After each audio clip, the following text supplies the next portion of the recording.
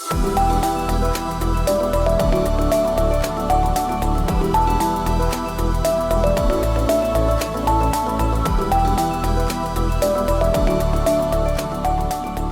to Money Thoughts, the show that helps you think about, better understand, and have more power over your money. I'm your co-host, Deborah Frazier, and my wonderful co-host, Peter Crowley, is actually here with me today. And as many of you know, I'm a wealth management advisor with LRG Wealth Advisors at the firm of Hightower. I provide integrated financial planning, retirement planning, and wealth management services to wealthy individuals, corporate executives, and small business owners. And that's one of the reasons I'm very happy to have our guest with us here today, Mr. Tim Sullivan, CEO of the New Jersey Economic Development Authority, because the Economic Development Authority provides many financial services to small business owners. So Tim, thank you very much for coming. Welcome to Money Thoughts. Thank you so much for having me. Great to be here. And Peter, glad to have you here with me today. I'm glad to be back. Right. So Tim, Peter and I have really looked forward to having you interview with us today, so thank you again for being here. And I always like to start out with definitions. So can you define what the New Jersey Economic Development Authority is, when it was created, why it was created, and maybe one or two of its the real purposes of having the authority? Sure. So the Economic Development Authority is really the state's principal agency for driving economic growth. That means a lot of things. That means supporting small business. That means driving the innovation economy. That means encouraging investment in strong and dynamic and inclusive communities and vibrant communities. We've been around since the 70s. So we're a government agency. We're part of Governor Murphy's team. I'm part of Governor Murphy's cabinet. And we've been around since the 70s or so. And we are really focused on driving Governor Murphy's agenda for a stronger and fairer New Jersey economy. So I was going to ask you that question later, but since you brought up since 1970, so if political parties change hands, the authority just keeps on going and all of its programs can just continue no matter who's in office. Is that correct?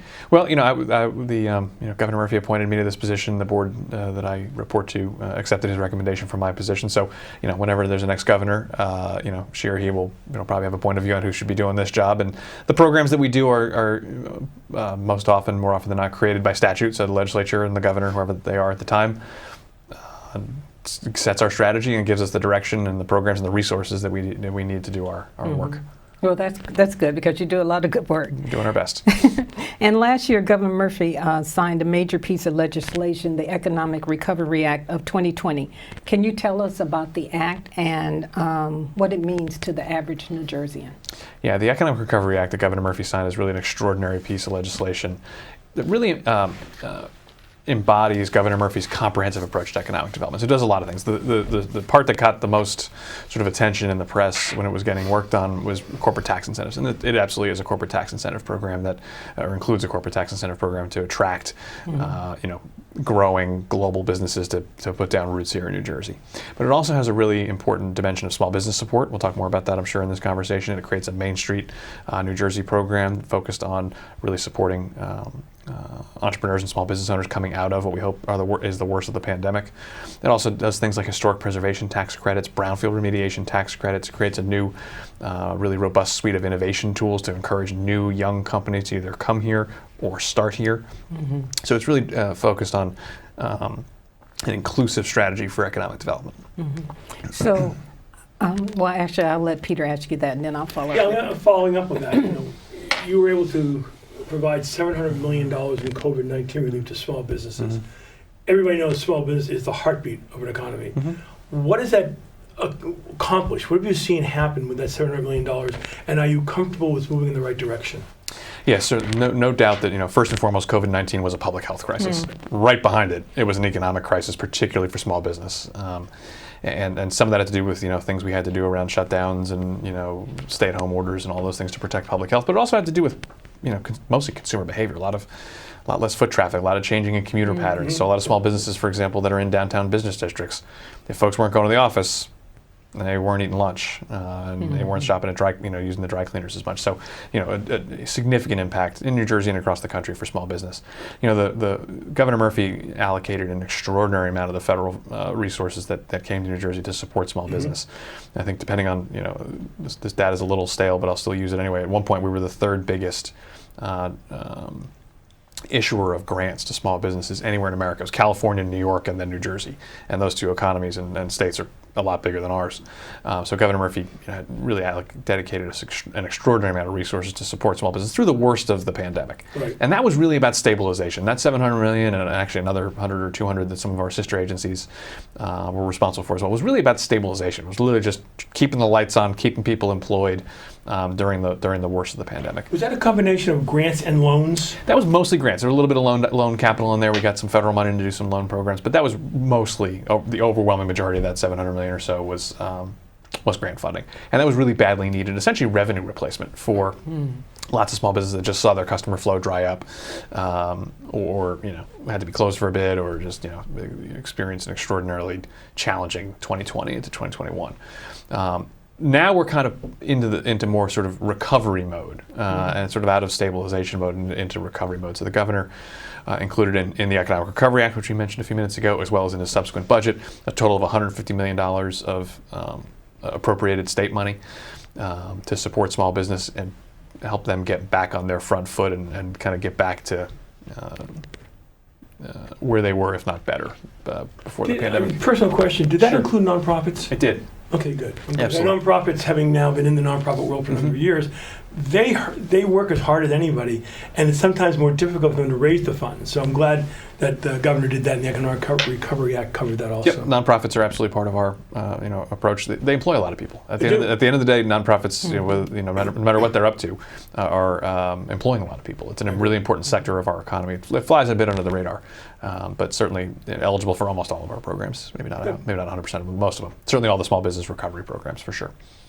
So you specifically, under that Recovery Act, we had the Small Business Lease Grant, the Small Business Improvement Grant, and the Main Street Micro Business Loan. Can you tell us a little bit about each one? Yeah, those are all great programs, and they're led by my great colleague and partner Ty Cooper, who's our Chief Community Development Officer, and Christina Fuentes, who's leading the charge on all of our small business things and lots of other things. But really meant to be kind of so the COVID grants we talked about were a pretty hot commodity. You had to apply kind of on it was a great significant amount of money, but people knew it was going to run out fast. This is meant to be kind of available all the time. So the lease grant is a really important one. Lots of small towns and downtowns still have vacant storefronts. Right. Businesses that closed during the pandemic.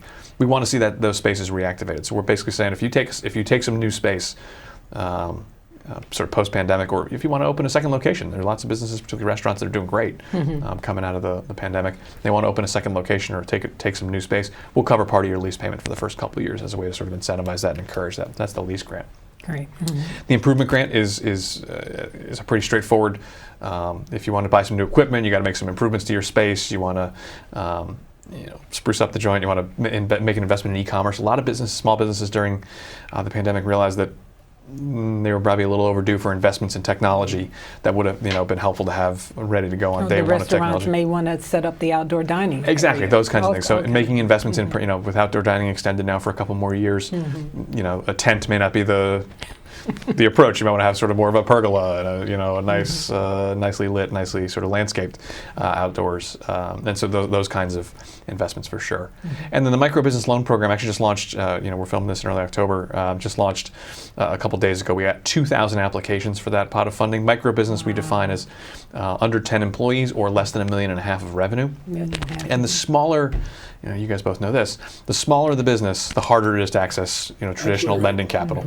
And something like 90% of all the Black and Latino-owned small businesses in New Jersey are some form of micro business. So when we talk about targeting micro businesses, we're really talking about targeting or building on Governor Murphy's commitment to an equitable and inclusive recovery here. So something like of the 2,000 applicants, we got something like 55% of them are minority-owned, 35% are women-owned, 2% are veteran-owned. So really, trying to put our money where our mouth is with regard to our commitment to inclusive economic growth here.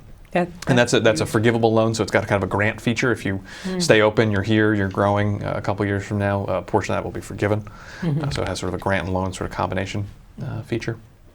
So I was speaking with a business owner, one of my clients, the other day, and he mentioned two things I wanted to ask you about. Sure. One, he mentioned about the challenge of finding working capital after having 2 years of losses show up on the balance sheet after COVID. And then the other was having extended payment time frame from corporations that he is doing business with, and now they aren't getting paid for 90 to 120 days. So any advice, any thoughts on how you can help a business owner that has those kind of challenges? Yeah, sure. Well, both the improvement grant and all three of the programs I mentioned a few minutes ago certainly are designed to free up working capital and sort of deal with some of those challenges around payment timing of your vendors and who your customers are. Certainly, the 2 years of losses is why we continue to have, the public health crisis. Hopefully, the worst is past us. It's going to take longer for the economic recovery to fully, happen, particularly for small businesses. And so that's why we continue to have an extraordinary suite of tools to help small businesses deal with that working capital challenge. How do you get, again, if you had a really bad couple of years, even if things are back to normal now, and your financials aren't going to be exactly what you want to show a loan officer, the government has the ability to lend money. The EDA, the government has the ability to lend money a little bit more for patient policy orientation than purely trying to That's great. So they'll have to make sure they watch this show. They should watch this show. They should take good notes, and they should apply for these programs. Absolutely.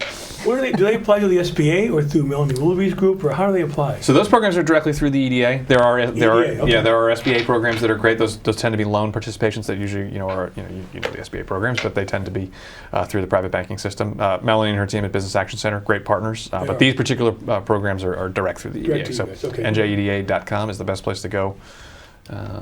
Now and forever as a good place to sort of learn about. Our audience is writing that down. Write that down, take a note, underline it. NJEDA.com is a great resource for where to find out tons of information, including all the particulars of how you're eligible to make sure you qualify for these programs. So we'll make sure we put that up at the end of the program. Now, Governor Murphy has stated that he spent his time in office working to build a stronger and fair New Jersey economy. So one that has diversity and equity leading the way. So how has the authority supported those goals? Absolutely. It's really important. I think there are people in the world who try and sort of paint the stronger and fairer goals as if they're in tension with each other. I think, and I think I know Governor Murphy thinks that those are mutually reinforcing goals. When we have a stronger economy, it makes it easier. It makes it possible to be fair. When you got a fairer economy, that's actually a hallmark of strength. An economy that's bringing everybody along, not just a few. So I would say, a couple things. One, we've tried to build diversity and equity into everything we do. So we started a new film tax credit program, for example, in 2018. Brought that back. The film industry in New Jersey is booming. We've got more people building studios, and we've got places to put them. We've got, we've seen a quintupling or whatever 6 times is of filming. What are they doing with filming? They make tremendous numbers. 3 movies premiered a couple weeks ago that had been filmed largely or entirely in New Jersey. So the New Jersey film business is booming. That's great. I'm glad we brought that back. New Jersey film business is booming. But we want to make sure everybody's getting a chance to get a piece of that pie.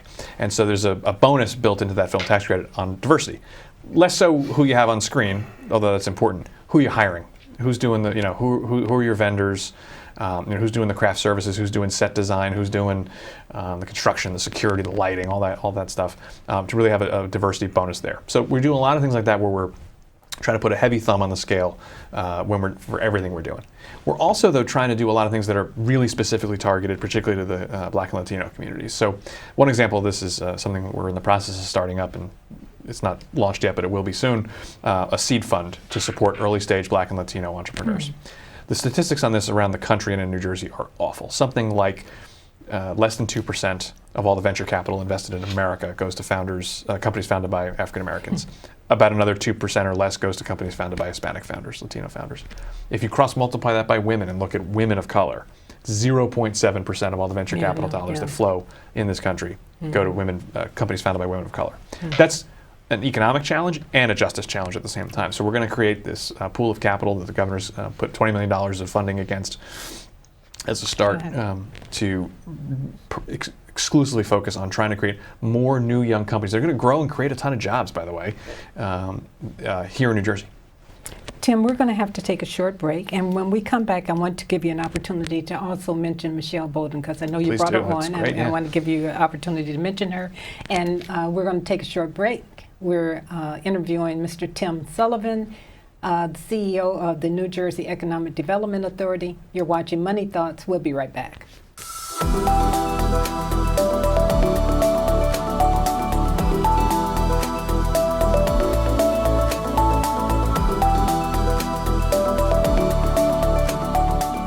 Welcome back to Money Thoughts. I'm with my co-host Deb Frazier, and we're interviewing Tim Sullivan, CEO of the NJEDA. Tim, we were finishing up with a conversation about diversity and inclusion. Can you have a couple more thoughts on that? Yeah, for sure. It's such an important topic. We could spend the whole show on this one, but Yeah. you got more questions than this one. But one of the other things we've done, sort of as an organization, we hired back in right before the pandemic. Our first day was like the week before we all got sent home. We hired Michelle Bowden to be our Chief Diversity and Inclusion Officer. So creating that position in itself, I think, was an important move. And then having Michelle, who's a rock star in that job, has been transformative. And the important thing about that, I'd mention, is lots of organizations have diversity and inclusion efforts that are mostly focused on who they hire and how they promote. And Michelle's responsibilities do include that and how we making sure we're doing as good a job as we can on all those fronts. It's also about how do we build diversity and equity and inclusion into our programs, who we serve. So we're serving businesses that look like New Jersey. And so it's both internal and external. And having that kind of dual role, I think, has been really helpful and important for us. And Michelle's great, and we're thrilled to have her part of the team. Continuing on, thought we had not only diversity and inclusion, but innovation is important. Yeah. And in fact, I think Governor Murphy's prioritized innovation going forward. That's a key part of what the NJEDA has to do because you're growing the business community. Can you talk a little about what's going on with innovation at NJEDA? Sure. Since Governor Murphy's earliest days in office, back to when he was a candidate, he talked about reclaiming New Jersey's leadership position in innovation. He likes to say we were Silicon Valley before there was a Silicon Valley. Throughout the 20th century, New Jersey was one of the, if not the, kind of premier engine of innovation-driven job creation, whether that's at Bell Labs or Sarnoff Labs, the pharma industry. Some of the great discoveries that turned into lots of jobs happened right here in New Jersey. And the reality is, over 20, 30, 40 years, New Jersey lost a bit of that edge. We're still a great cradle of innovation, but other places, whether that's Boston, New York, Austin, California, of course, certainly caught up with us in a lot of ways. And so, what we want to see is more new, young New Jersey companies, and by the way, build the most inclusive and diverse innovation ecosystem in America, growing and scaling. Because the way you really durably create jobs in an economy is when small and mid-sized companies, new, young companies, grow and scale and go from 1 or 2 or 3 people to 1 or 2 or 3,000 people. That's how you get real, durable job creation. So we've launched a number of tools. The biggest, the most potent tool in the toolkit is something called the Innovation Evergreen Fund. It'll be a $500 million public-private early-stage venture capital program designed to pair some public money raised through a tax credit auction that we just completed, the first one of actually, with real venture capital money to invest in promising young companies that they're willing to put their money in. So we're not going to be evaluating who's got the next great dating app or the next cure for cancer in their laboratory. If we could do that, we'd be venture capitalists, but we work for the government. And so we'll be partnering with venture capitalists to make those investments in New Jersey companies, provided the company's either here in New Jersey, wants to stay and grow here, or is from someplace else, wants to come here and do its growing here. That'd be great. So talking about the companies, the issue always comes up as a family issue, childcare. There's just no way around it. You have to take care of your child. How is NJEDA working to help women and husbands who are staying at home work with childcare to help them grow their businesses? Absolutely. So, if the pandemic didn't hit you over the head with the idea that, childcare is economic infrastructure, I don't know what will. It's just like if the water doesn't run and the power doesn't come on, or the childcare system doesn't work, good luck getting your employees to go to work. Yeah, exactly. It's a fundamental economic issue. It's also, of course, a quality of life issue and a fairness and equity issue. One of the things we're doing, the governor and the legislature have allocated a little less than $90 million, so a lot of money, to support the facility improvement process for a lot of these childcare facilities, because they want to grow. There's tons of demand. They can't find enough teachers, by the way, but but they also need physical space that is appropriate and first rate to host all of our kids. And so we're going to help small businesses that are childcare facilities make capital improvements in their facilities. And this is, by the way, not just the right thing to do, it's also smart business, because the federal government reimburses childcare facilities for kids who get public subsidy at a higher rate the better the facility is. So this is Really? So a better facility for subsidy, Better rate. as it should. They're trying to encourage people to Sure. have the best facilities possible. If you can give people some resources to help them, ladder up on that reimbursement scale, it's more revenue for them. Means they can grow, be more sustainable long term, and bring more federal money back from D.C. New Jersey's an exporter of tax we're- revenue, Yes, it not an is. importer. Right, This will help us bring a little bit more back. Mm-hmm. So we think it's a win-win in every direction. So That's good. that's a grant program we'll be launching, sometime the next month or so, to really get that. I look money on forward the to street. seeing that. Yeah, we're Good- excited about that as well. Good initiative. Yeah. So many of the things that we're talking about, this is like a microcosm of what happened with 9/11. What happened with 9/11 was, right there in New York, the small businesses got wiped out. Everything, the whole ecosystem changed, and we had to regrow that. But the pandemic happened to the entire country, and so we're all having the same issues over and over in every community. And Yeah. child care is a big. No, I think part of that. I think childcare. My kids are out of the house now, but childcare was so important in how you balance, where I went or where my wife went and how we did that. It was just, and I think that's a great way to continue to look at it. It's also a huge employer. There's tens of thousands of people work in the child care sector, and that number can only should only grow. So it's a really important part of the economy that prior to COVID didn't get the attention it deserved, from myself Now, bus included. drivers, is that only pertinent to schools, or is that pertinent to child care also? Not being able to find enough teachers? Yeah, well, certainly, we're seeing a labor shortage all across. We've got at or near record low unemployment in the state. That's a good thing, except if you're trying to hire somebody, because there's not a ton of people available. And so, we're in this really not funny. It's not funny, but interesting, time in sort of the economy where you've got, some big macro headwinds, inflation, supply chain challenges, a war in Europe, all the stuff that nobody would wish for. At the same time, most businesses that you talk to, 9 out of 10, 99 out of 100 businesses, large and small, their biggest challenge is they can't find enough people to grow. Right. And so we're, who knows what lies ahead, but I think as long as that employer demand stays high, we'll be okay. And I think with school bus drivers, a lot of them were over 65. And then when you look at the statistic that over 1 million age 65 plus died from COVID, those two things really start to click and add up. It diminished that pool of workers. Yeah, and They really did. in addition to the human tragedy of sort of the death toll from the pandemic, a lot of people, chose to retire Yeah. and sort of exited the That's workforce true. just because Yeah. they didn't like working from home or didn't want to go back to work, and that was going to happen. It sort of accelerated sort of that graying of America thing that everyone's been talking about for 40 years of what was going to happen when the baby boom generation hit retirement age. It happened to hit more, come aggressively during the pandemic. So the availability of the workforce, and this is one of the reasons that immigration is such an important part of the equation, right? We need more people to be here, from all over the world to help continue to grow the economy. So I'm going to pivot a little bit and go over to the political side of New Jersey. Governor Murphy has clearly been interviewed lately and has not said no to the opportunity to potentially go for higher office. If he went, would you go with him? You've been with him and you've been a strong supporter. But this is going to be on tape now, Tim. I want to be exactly. careful. This is for the record. First, I leave the politics to the politicians. I've got an extraordinarily great job right now, and it's an honor to work for Governor Murphy, and I'm really enjoying the job I'm doing. I have no idea what happens for other people. I've heard the governor said if President Biden runs for re-election, he'll support him. stronger supporter than Phil Murphy, and I believe that.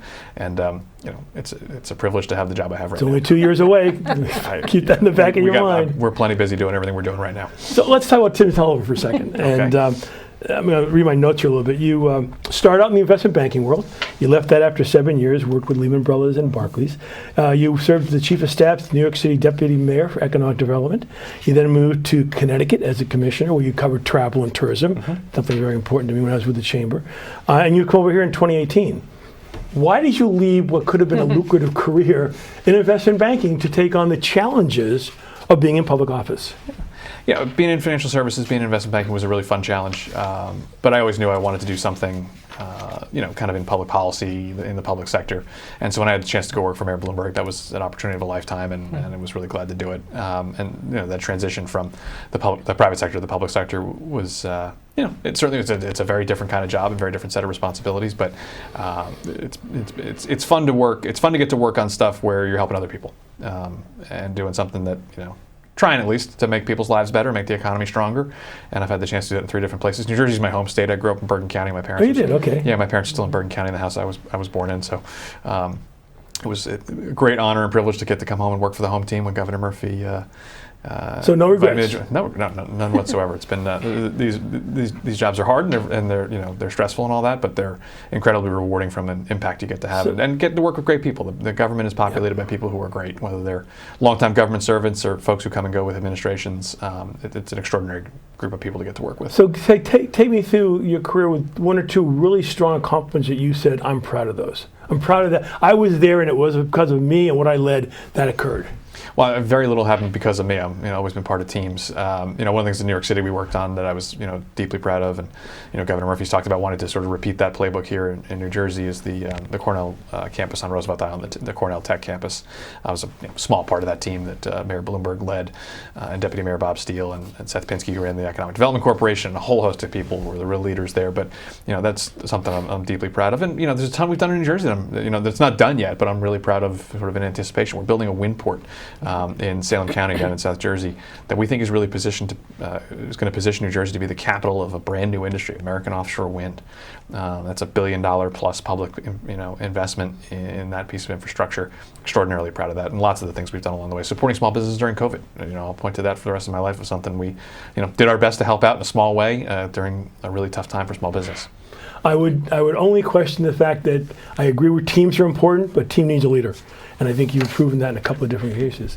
But what does Tim Sullivan do to relax when you're not in Trenton? There's got to be a Tim Sullivan who does something. What is he? Tell us, the audience, who he is. That's an embarrassing question. I've got 2 young kids, and they keep me as busy as anything, including as busy as work does. So being a dad, being at home with the family is how I have fun. How old are they? 3 and 6. Oh, so nice. Hobbies? Little guys. Things you like to do?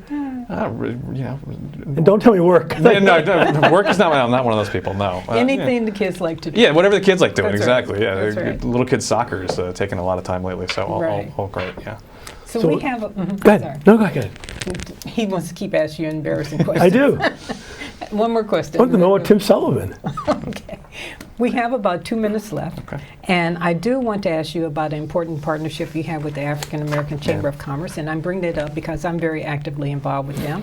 I think they do a lot of great work. And that's how I've met you. Yep. I've watched you appear on different seminars. You're always at the leadership meetings. You do a lot of things with the Chamber. So tell us about that relationship and how it really benefits the clients that you're trying to reach out to. Sure.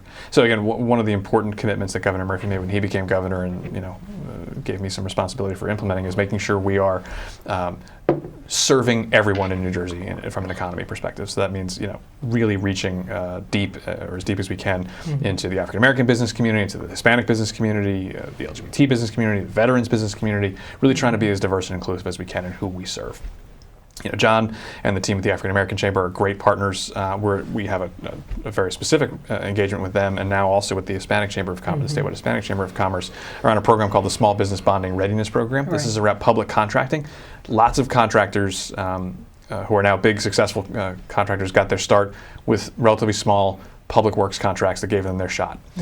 We want to see more, not just small, but particularly Black and Latino owned small businesses get their shot at some of these public contracts. But you need to have bonding capacity to do that. And so going through a training program and a capacity building program that the African American Chamber runs, and now will also be sort of mirrored by the statewide Hispanic Chamber, has been an extraordinary tool to provide more than 100, primarily contractors, but small businesses, get ready to access the bonding they need to bid on public contracts. So it's been a great partnership, and Governor Murphy's quadrupled the amount of funding that goes into that program. It started at $250,000, it's now $1 million every year, and it's a great example again of capacity building. We're trying to really create more capacity for our minority and women-owned business enterprises to compete and level the playing field. Yeah, I know before that program, a lot of those small contractors did not think they could qualify for bonding. They didn't know how to go about the process.